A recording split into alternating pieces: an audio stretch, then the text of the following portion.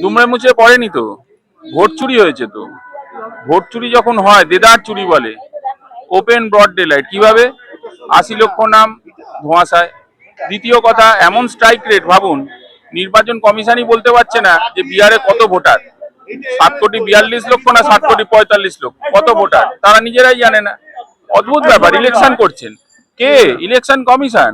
কিসের custodian? Free and fair ইলেকশনের custodian কোথায়? মানুষ কাকে ভোট দিচ্ছে না দিচ্ছে মানুষই বুঝতে পারছেন না। মানুষ বিরক্ত এসব ছেলে খেলা নিয়ে।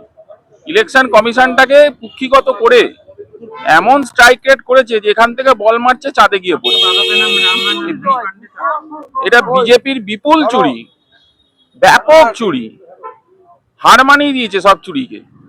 এবারে নোবেল প্রাইজ কিছু থাকলে দেওয়া হোক, ইলেকশন কমিশনকে ডেকে মোদিজিকে রেখে একসাথে মিলিয়ে দুজনকে এই নোবেল দেওয়া হোক যে ভোট চুরি কি করে সিদ্ধহস্ত করতে হয়। আমরা তো দেখিয়েছি, রাহুল গান্ধী তো দেখিয়েছেন, প্রেস কনফারেন্স করে দেখিয়েছেন, একটা নয় একাধিক প্রেস কনফারেন্স দীর্ঘক্ষণ ধরে তথ্য সহকারে। ওই উত্তর দিয়েছে নির্বাচন দপ্তর, শুনেছেন?